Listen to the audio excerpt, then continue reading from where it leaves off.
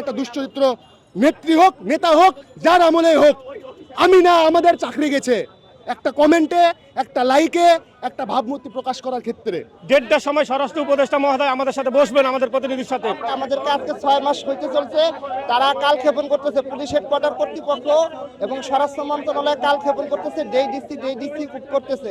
এই রবিবার, এই সোমবার, এই অমুক তারিখ তমুক তারিখ বলতে বলতে আজকে 6 মাস হয়ে গেছে। বিভিন্ন প্যাচে ফেলিয়ে, বিভিন্ন ষড়যন্ত্রমূলক মানে সিনক্রেট তৈরি করে সাজিয়ে গুছিয়ে আমাদেরকে আইনের প্রক্রিয়ায় বাধ্যতামূলক অবসরে পাঠিয়েছে, সাময়িক বরখাস্ত করেছে, আমাদের পরিবার থেকে উপার্জনক্ষম ব্যক্তিকে ধ্বংস করে দিয়েছে, যার কারণে আমাদের বাচ্চা, বউ, বাবা মা আজ আমাদের দিকে মানে নিরুপায়ভাবে তাকিয়ে আছে। আত্মীয় স্বজন সবাই একটা নোংরা চোখে দেখে, নিশ্চয়ই কোনো একটা খারাপ কাজ করেছে, সরকারি চাকরি থেকে তাকে বরখাস্ত করেছে। অথচ ভিতরের কাহিনী কে জানে?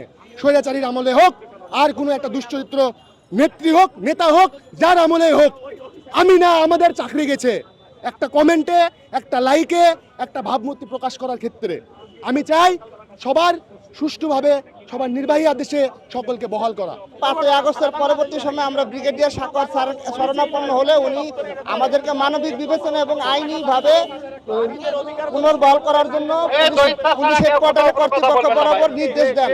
সেই নির্দেশ বা সেই আদেশ নাম্বার বলে আমরা 2200 পুলিশ সদস্য আমরা পুলিশ হেডকোয়ার্টারে আবেদন করি। আমাদেরকে আজকে 6 মাস হইতে চলছে, তারা কালক্ষেপণ করতেছে পুলিশ হেডকোয়ার্টার কর্তৃপক্ষ এবং স্বরাষ্ট্র মন্ত্রণালয় কালক্ষেপণ করতেছে, ডিসি করতেছে।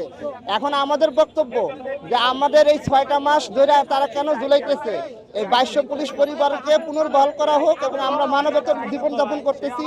আমরা সামাজিকভাবে, পারিবারিকভাবে, ব্যক্তিগতভাবে, রাষ্ট্রীয়ভাবে হায় প্রতিপন্ন হচ্ছি। আমাদেরকে নির্দয়ভাবে ডিপার্টমেন্ট থেকে আউট করছে, আমরা আবার পুনরায় যোগদান করতেছি, আমরা পুনর্বহাল চাই। আমাদেরকে এখন পর্যন্ত কেউ আমাদের সাথে দেখা করে নাই এবং গত 5 মাস আগে যে আমাদেরকে আশ্বাস দেওয়া হয়েছিল সেই আশ্বাস সম্পূর্ণটাই পরিবর্তন করেছে।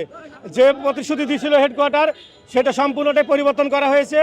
এখন আমরা খবর পেয়েছি 1:30টার সময় স্বরাষ্ট্র উপদেষ্টা মহোদয় আমাদের সাথে বসবেন, আমাদের প্রতিনিধির সাথে। ততক্ষণ পর্যন্ত এখানে আমরা সুশৃঙ্খলভাবে অবস্থান করব। তারপরে আমাদের প্রতিনিধি দল ভিতর থেকে ঘুরে এলে তাদের কথার উপরে ডিপেন্ড করবে আমাদের পরবর্তী কার্যক্রম। বিভিন্ন কারণে যারা দ্বিমত পোষণ করছিল, ভিন্ন মত পোষণ করছিল, ওই সময় জানেন আপনারা বেনজির হারুনের একক আধিপত্য চলতো পুলিশ ডিপার্টমেন্টের।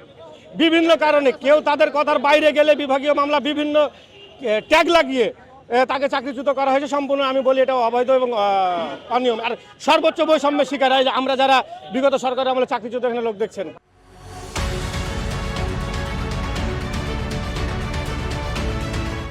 এখন আমাদের এর আগে আশ্বাস দেওয়া হয়েছিল যে আমাদের সবাইকে পুনর্বহাল করার জন্য।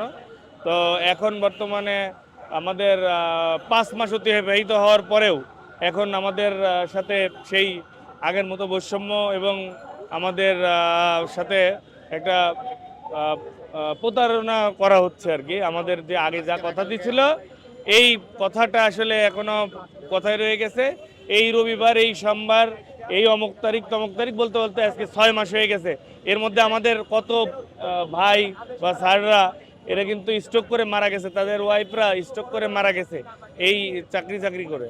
তো এখন আমরা চাচ্ছি আমাদের হেডকোয়ার্টারের দিকে আর আমরা তাকাই না, এখন আমরা সরকারের দিকে তাকাই। কারণ এই সরকার হচ্ছে নিরপেক্ষ সরকার।